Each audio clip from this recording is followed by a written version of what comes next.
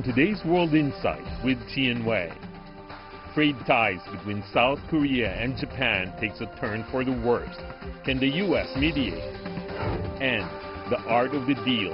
A Stanford University senior fellow talks about tough trade negotiations.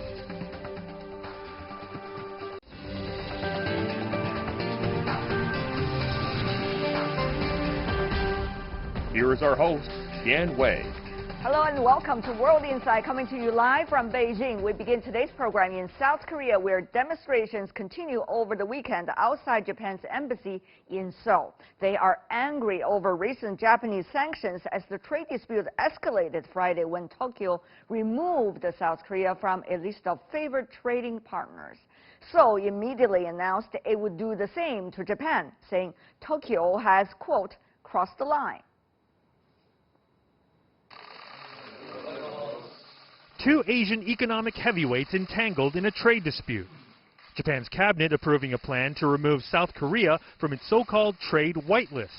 That means Japanese exporters will now face more scrutiny and paperwork to obtain a permit to ship products to South Korea. From the standpoint of Japan's national security, this revision was necessary to manage Japan's export system properly. For Japan-South Korea relation, there has been negative movements from South Korean side, and it is in a severe situation. South Korea is hitting back. President Moon Jae-in saying his administration won't sit idly by. I unequivocally warn that the Japanese government will be entirely held accountable for what will unfold going forward. Relations turned sour last year when a South Korean court ruled in favor of compensating laborers forced to work for Japanese companies during World War II. And then last month, Japan began regulating shipments to South Korea of high-tech materials used in the production of computer chips and semiconductors. South Korean chip makers produce nearly two-thirds of the world's memory chips, which are supplied to companies like Apple and Huawei for use in their smartphones. In response, South Korea announcing it's removing Japan from its own whitelist and other possible diplomatic measures. We will step up our preparations to file a WTO complaint as the reinforcement of Japan's export restrictions is violating WTO rules. In Thailand, top diplomats from the United States, South Korea and Japan meeting for a regional security forum. But the trade spat loomed over what was supposed to be talks on the DPRK and denuclearization. I was told that the United States has great concerns about this situation and it would play a role in helping resolve the matter. I think that the Japanese side should take responsibility for this situation, immediately withdraw the measure and make efforts to resolve the issue through dialogue. South Korea is also considering pulling out of a military information sharing agreement with Japan, proving that this trade dispute could expand into other areas. But it's not just a concern for countries and their economies in this part of the world. The potential fallout could shake up global tech supply chains, proving ultimately that prices of smartphones and other electronics will likely go up.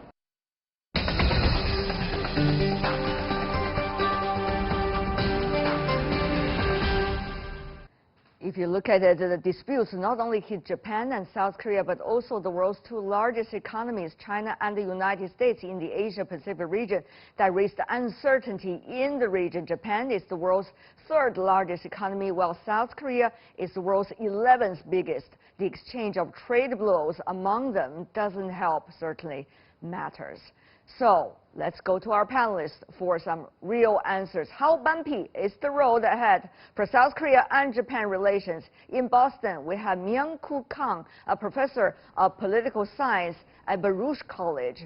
In Tokyo, we invited Takuji Okubo, who is the chief economist of Japan Micro Advisors. Last but not least, in our Beijing studio, Rong Ying, vice president of CIIS, the China Institute of International Studies. Gentlemen, welcome to our program. I understand this is going to be a gentleman's discussion, so it's very happy to have both Japan and South Korea, as well as from China, the three gentlemen with me right now. Let me ask you, our professor, Mr.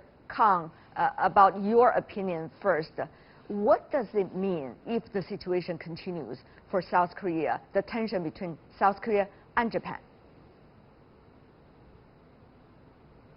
if the current tension and conflict goes on, definitely it's not good for everyone. It's mutually damaging and mutually losing game. But unfortunately, the current conflict between South Korea and Japan will last probably a little bit longer than most people expect. Right now, Abe administration's retaliatory measure probably last until the Abe administration lasts until September 2021. If that's the case, I think the current ongoing process would be really horrible, not only for these two countries, but entire Asia and the global so-called value chain aspect. As you pointed out, this increasing uncertainty has immediate impact of our own psychologists, investment psychologists, and then if you look at stock market and financial market in Asia today, it was really horrible because it has really negative impact about coming some uncertainty in the financial market. All right, Professor Okubo, also your view here. What about for Japan? Now, of course, Japan was the one seems to be taken action at the very beginning during this round, at least. But what's going to be the impact for Japan economically, even? So Japanese government stance is that this will only have a temporary effect.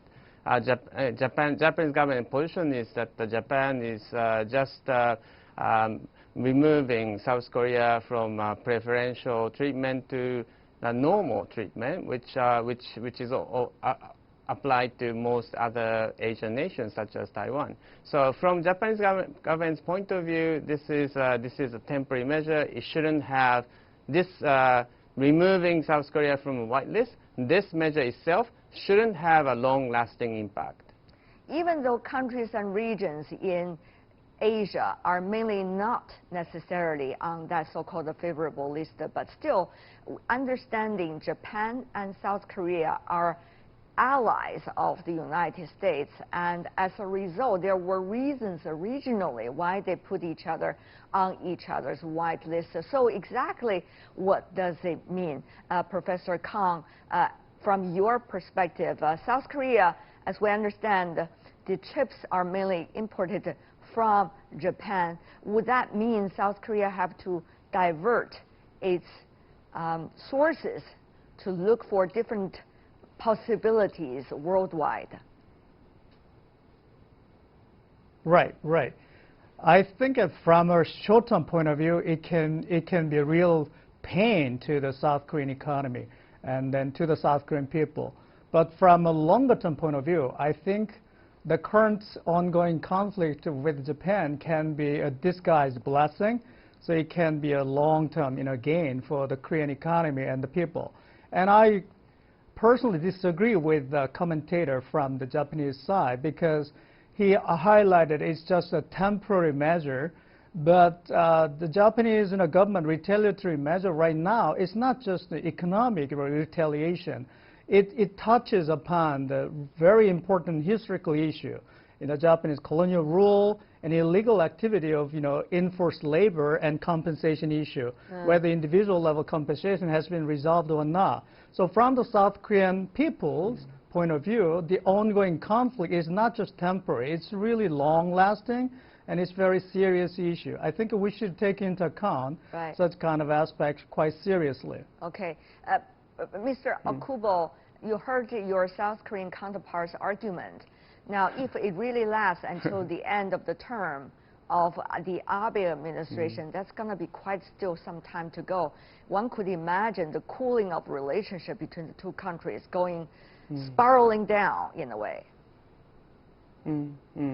So, well, Professor Khan is correct in a sense that Japan and South Korea share a lot of common interests.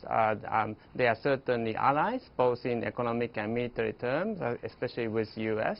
So deterioration between the relationship between Japan and South Korea is definitely not positive. I mean, how significant is debatable. It is definitely negative. However, Japanese government's point of view is, well, Japan is not the only country to be blamed. I think Japanese government's argument or complaint is that Japan or South Korea seems to be kind of sidelining Japan when it comes to negotiation with North Korea. So, and then there are, and from Japanese government's point of view, current South Korea governments are taking measures that could actually radicalize, anti-Japan sentiment within South Korea. So there are issues. There are a number of issues Japanese government is not very happy about with South Korean government. And I guess from Japanese government point of view, this is kind of a message to the government. Well, I guess not happy is one thing. Doing extra steps when it comes to trade, which is the fundamental link between the two countries, is another thing. We are not here to judge which side is right, which side is wrong. We are only here to let others hear what are different voices coming from different sides. If you look at the integrated circuits, that is South Korea's top valuable exports last year, worth nearly $110 billion. Other electronic goods such as mobile phones, LCDs, and computer parts also make up the bulk of South Korea's most valuable exports. For Japan, integrated circuits exports are the third most valuable last year, to tune of $28 billion, with semiconductor machinery worth nearly $25 billion next in the list. So you can see it's going to be quite some impact for both economy, with no exaggeration. We have a Chinese guest sitting in the studio. Mr. Rong, been attentively listening to your two Northeast Asian colleagues from South Korea and Japan. Now, China is not here to judge, but what do you make of the trade impact for the region? Well, indeed, I think China does not want to see that kind of trade dispute that is happening between South Korea and Japan. After all, I think for China, both Japan and South Korea are very important neighbors and are also trading partners. And we have we call CJK China, Japan and South Korea, cooperation and working on the free trade negotiations, so on and so forth. Is it still possible given the climate? Certainly, I think there are a lot of difficulties given the current tension and the uncertainties that are out of that. And besides going beyond the CJK, there are also China, so-called 10+3, and East Asia economic cooperation and beyond. So China does not want to see that happen, having an ongoing trade dispute with the United States. But the question is, of course, is not for China to judge, but China have to manage the impact of that. China is in the sort of supply chain or value chain. So I think China certainly does not want to see that happen, and hope that the two countries would be able to work out of their problem, taking into account the complex sort of nature of the disputes, involving history, involving legal, involving politics and economy, and I think also equally important, involving a lot of emotions. Certainly a lot of emotions, but we do not want to forget there are also a lot of trade issues going on. Professor Kang, go to you. Now, we see Japan and the United States, your Japanese counterpart will have something to say about that, I'm sure, later, has been working on their bilateral trade negotiations. Now, there were suggestions about, Japan would be able to export cars to the United States, while the White House will be able to wipe out the tariffs of 3 to 6%. That's what the president could do with his capacity. And also, U.S. can export beef to Japan. Obviously, there seems to be some bilateral trade deals going on in the background. So what does South Korea has to offer so that Washington would also put its ears to the arguments of South Korea? Is that the real issue here? It's a tough thing, but it is. Basically, the U.S. Trump administration's approach is dealing with maximizing U.S. national interest by dealing with trade issues bilateral way, one by one. So U.S. economic scale and influence is much bigger than any other countries in the world. So dealing with China bilaterally, dealing with Japan bilateral way, and dealing with South Korea bilateral way. But one more important dimension is the security dimension. As you know well, United States is a very important ally to South Korea and very important security ally to Japan. So from American government point of view, maintaining trilateral alliance relationship between the United States and Japan and South Korea is very, very critical. But at the same time, in terms of dealing with trade or economic issue, United States always try to maintain this kind of vertical bilateral negotiation strategy. In other words, U.S. government strategy toward Asia is simply put is a kind of divide and conquer kind of rule.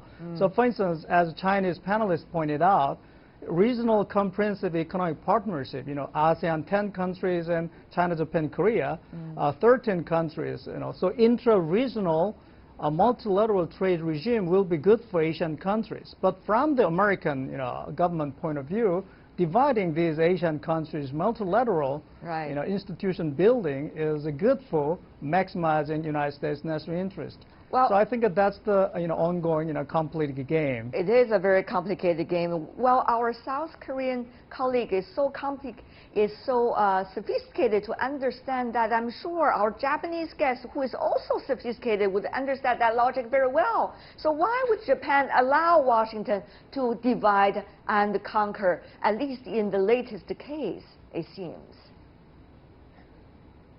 Well, Japan is not necessarily just following U.S. lead. Japan was, I think, instrumental in managing to get TPP, which is now CPTPP, or TPP-11, across the line. So U.S. abandoned the trade agreement. Japan was managed to put the agreement through.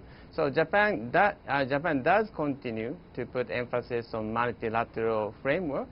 And Japan is also positive to much wider Asian-wide agreement, RCEP.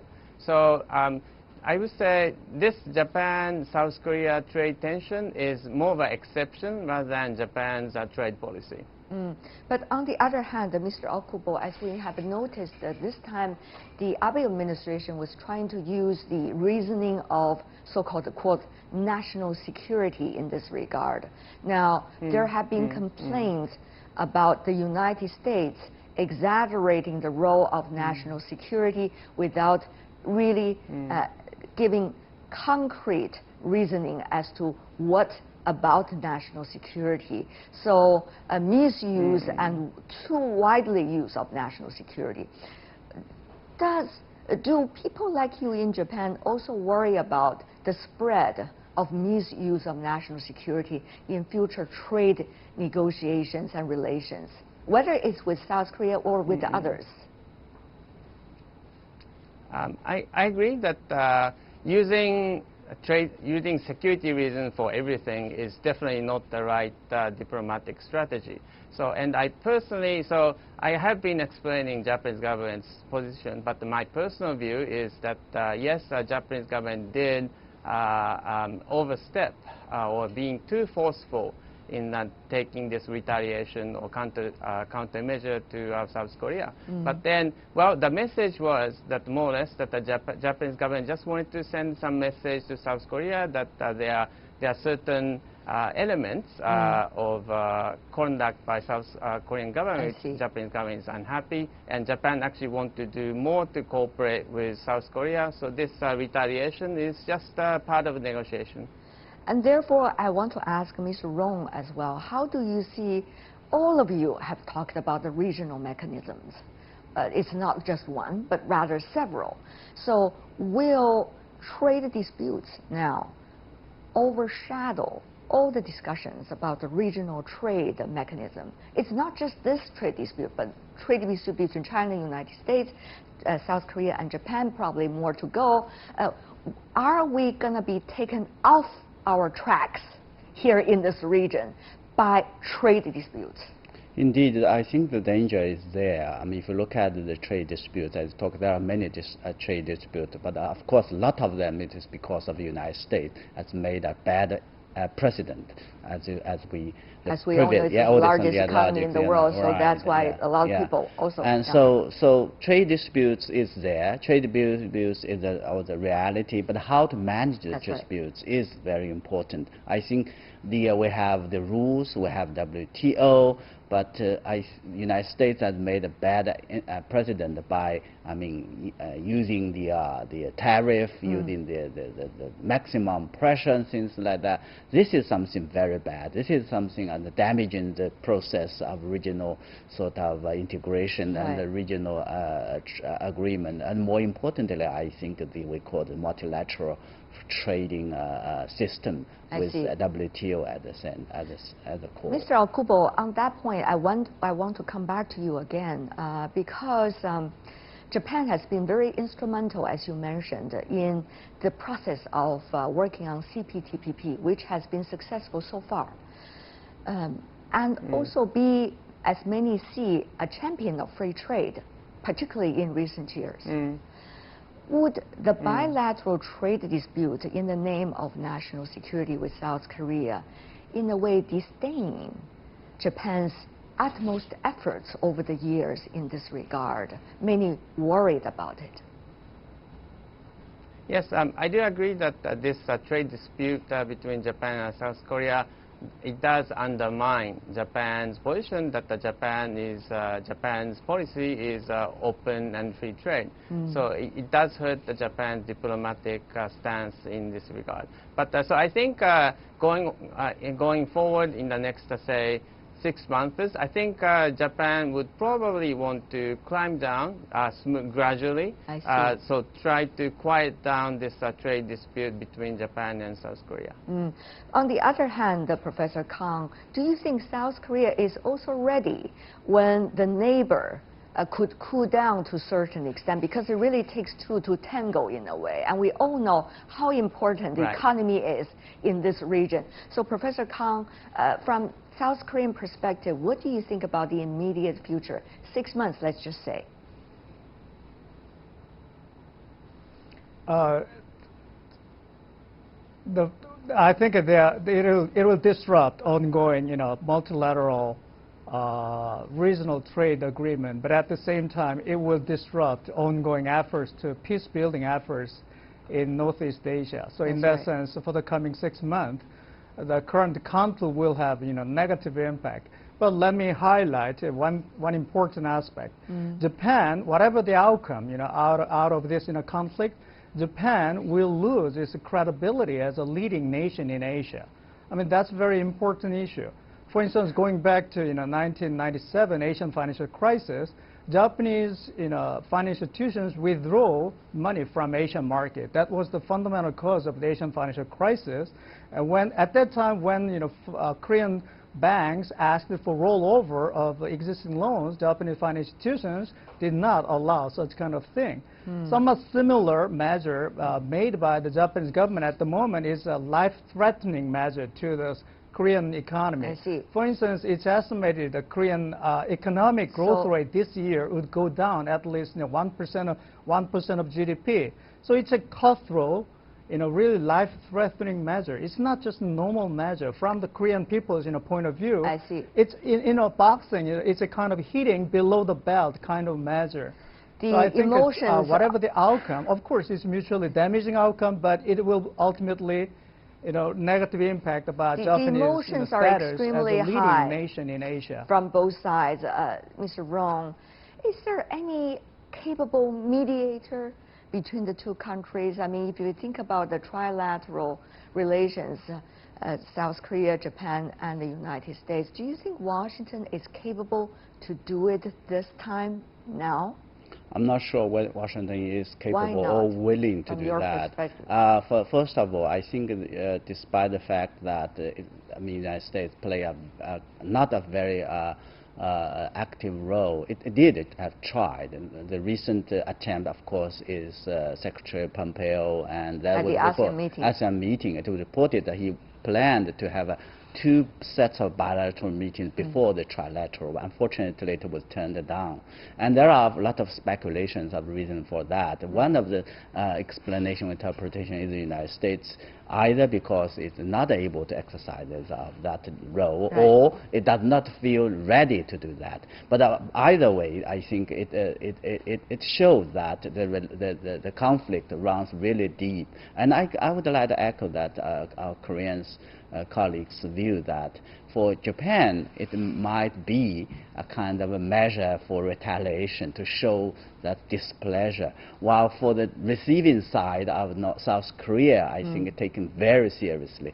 If you look at the statements, look at the news reports, look at the reactions of South Koreans reacting to that, it is very much damaging. So as a Chinese, I think really hope that the relationship will not go that bad as that. So because we have a lot at stake, gentlemen, in this region.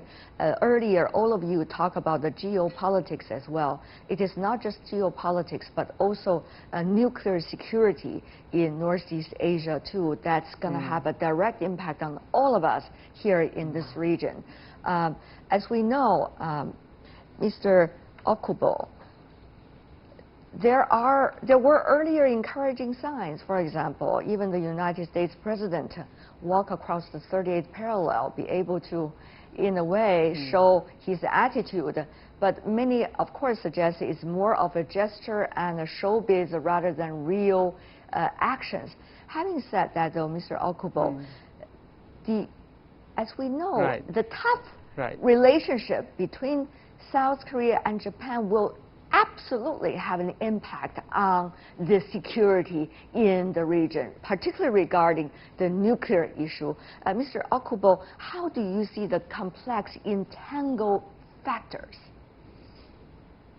Right.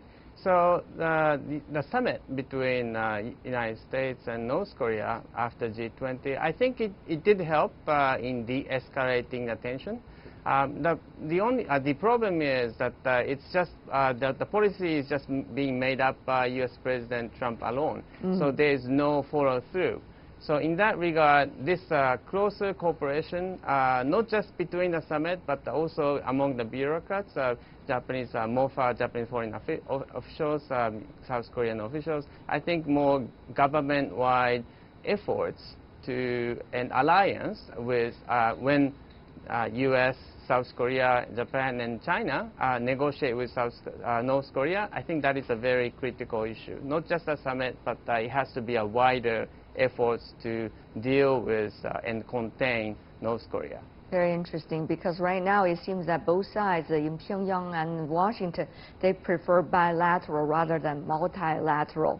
Having said that, about the security issue, South Korea and the United States right now begin their joint military drills today after Pyongyang test-fired a series of short-range missiles in the past weeks. The drills will last for half a month and feature computer-simulated command post exercises to cope with any emergency, as they say. Pyongyang has denounced the new exercises as a violation of achievements made during previous inter-Korean and Kim-Trump summits. Instead of binding together against the DPRK's nuclear threat, the two American allies apparently are now locked in their own bitter trade battle with the U.S. an apparent reluctant mediator or incapable mediator so far. So, Professor Kang, it would not be right if I don't ask the South Korean opinion. From your perspective, will things escalate, particularly after the trade dispute? Will parties involved in the nuclear security issue feel emboldened by the worsening relationship between Japan and South Korea?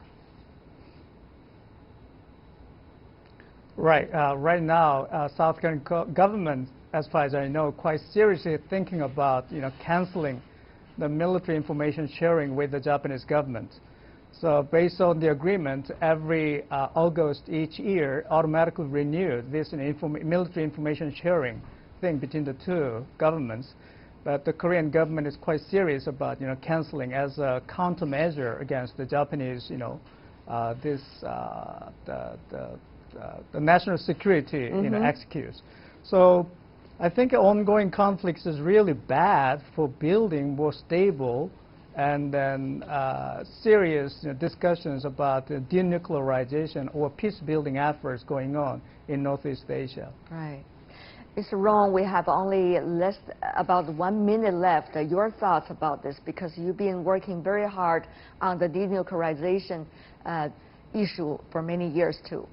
Well, I think so far on the question of the denuclearization on the Korean Peninsula, after the several sort of rounds of summit meetings, everything more or less is on the track. The only thing is, of course, the working level talks between the United States and North Korea. Hopefully, it would be resumed soon, and then the practical roadmap will be sort of worked out so that to implement the agreements or consensus that have been reached and supported. That has been always supporting and hoped by all the countries in the region, particularly China and South Korea and to some extent Japan. Rong Ying, Myung Koo Kang, Kakuji Obuko, thank you so much for all of you. Thank you so much, gentlemen. You're watching World Insight with me, Tian Wei. Still to come on our program.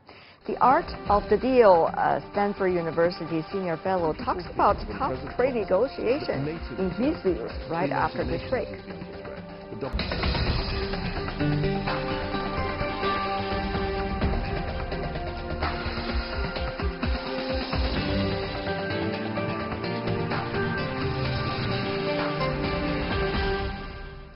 Welcome back. You're still watching World Insight live on CGTN.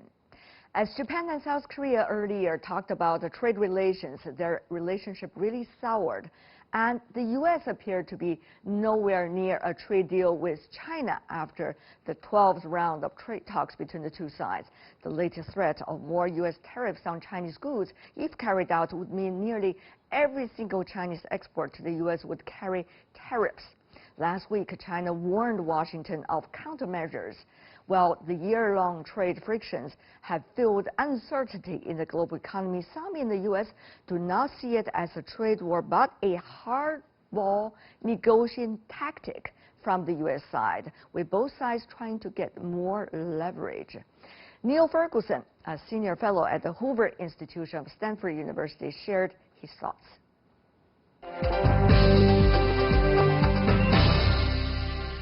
China-U.S. trade relations. This is becoming the concern of everybody in the world. As a history professor, how do you see this apparent war going on right now? Well, the first thing to say is that it's not a war, and in some ways that the phrase trade war should probably be dropped, because I think it exaggerates the extent of the trouble. The other thing to remember is that in the long run, the United States used to be a very protectionist economy in the 19th century and in the first half of the 20th century. It's only really since World War II that we associate the United States with free trade policies. Because of the international institutions being established and U.S. being part of it. Right, and American politicians in both parties convinced themselves that there had been terrible mistakes made in the 1930s and that the United States should therefore try free trade. So what we see now with the Trump administration is in some ways the United States reverting to its old habits. In some ways one needs to see this as a negotiating game. This is something that President Trump specialized in his business career. And we can see, since he came into the White House, that there is a certain style. And it's not just on China trade that he's used this style. He's used it on a number of other issues. So I think we begin to get a sense of how he operates and what to expect. When we talk about the trade, you suggest that it was protectionism the U.S. has long been. And yet there's a huge fundamental difference between now and then. At that time, before the World War II, the U.S. economy was not necessarily the backbone of the world economy, and the U.S. is not necessarily so-called the leaders of the free world yet. And only after the Second World War, the U.S. significance has certainly become very different. And you see the international system, U.S. being an important pillar of it. And now it seems that it is going to eat its words and go back against what it originally has been its own plan, in a way? Well, we must remember, first of all, that it took quite a long time to get tariff barriers down. This wasn't done overnight after World War II. It was a series of extraordinarily hard negotiations that led to the creation of the World Trade Organization. We didn't really get to a free trade world, I think, until the 1990s, after the collapse of the Soviet Union, and arguably really not until 2001, when China joined the World Trade Organization. I think I would prefer to see this current wave of tariffs as a response to relatively recent events, and in particular the consequences of China's membership of the WTO and its very rapid rise to near equality with the United States. It would have been a little strange if one American administration after another had simply said, hey, it's okay, as China gradually approached and then overtook the United States. Some kind of reaction was probably going to come. So I think this is best understood as a kind of backlash by the United States, not just by one man, but by many, many Americans, to a period of very free trade dating from 2001. If you look at that, that's an interesting picture, isn't it? You just help to illustrate. You seem to emphasize a lot, Professor Ferguson, about China's participation into the WTO and China's contribution as a result of that, and also its achievements as a result of that. And therefore, when the United States is looking at China, can they be able to consider China just as a player, but not as an important player? After all, China's size of the market, the potential of its growth, could be still very significant. But then on the other hand, Professor, your argument as well, when the two powers seem to be getting ever closer to one another, is it destined to be a so-called Sisyphus trap? No. Well, I think this is why I want to distinguish between a trade war and an actual war. Many people worry that the rise of China might ultimately lead to a conflict involving arms, but I don't think that that's on the cards at the... But you don't need to have arms these days to have a war, quote-unquote, Professor. You know that better than I do. A trade war is enough to destroy everybody, China, United States, and others as well. I think that's just overstating it, to be honest. The tariffs that have been imposed, as I mentioned, should be regarded as part of a game. The goal is to renegotiate the trade relationship. That's already been happening with Mexico. The deal is more or less done to renegotiate NAFTA. The Canadians are, I expect, going to fold. And what we're seeing here is the United States exercising the power that it still enjoys as the world's largest economy and forcing its trading partners to renegotiate. So I think it's extremely important not to use inflammatory language about something which is a negotiation. We see that a world after World War II, the U.S. has been playing a leadership role. Do you see the U.S. is receding from that role as a result of the recent withdrawals from international organizations and as a result of the U.S. asking for America first? Arguably, that's what the president should do as a president of a country, but on the other hand, the U.S. does have an international role to play. Many people feared when President Trump was elected that NATO would be under threat, that the United Nations would be under threat, the WTO would be under threat. But at this point, you can't say that the United States has withdrawn from those organizations. In fact, I think it's using them quite effectively. And that's the critical thing. What people don't like about America First is that it is what it says. It's a primacy of national interest as opposed to the kind of global-only that previous presidents have talked. Putting the national interest first is not something that is wrong per se. America First is a slogan that was first used by Woodrow Wilson. And Woodrow Wilson is often seen as the architect of the international order. He was the man who came up with the idea of the League of Nations, the predecessor of the United Nations. You've been studying systematically of the presidency of the United States, and therefore people ask about the kind of quality of leadership that we are seeing today in the American government and also governments around the world, as well as the process with which the U.S. is likely to eventually figure out the directions it wants to approach? Your analysis, finally, before we go. The world and American journalists tend to attach too much importance to the president's personality and not enough to the structure of government. There are remarkable continuities in American policy between presidencies. You can see a continuity in the America First policy going back to Woodrow Wilson. You can see tariffs being used as a tool in trade in the 1970s by Richard Nixon and Gerald Ford. My advice to everybody who follows American politics is stop fixating on the president's personality. It's taking up too much of your time. You're being distracted in the way he wants you to be. Focus on what his administration does. Concentrate on the policies, concentrate on the outcomes, and recognize that most of what is going on now is just negotiation, and he's not the first American president to play hardball in a negotiation. A hardball playing America right now. Thank you so much, Professor Ferguson. It's always refreshing talking to you and hearing your insights. Thank you. Appreciate it. Thank you very much. Thank you, Professor.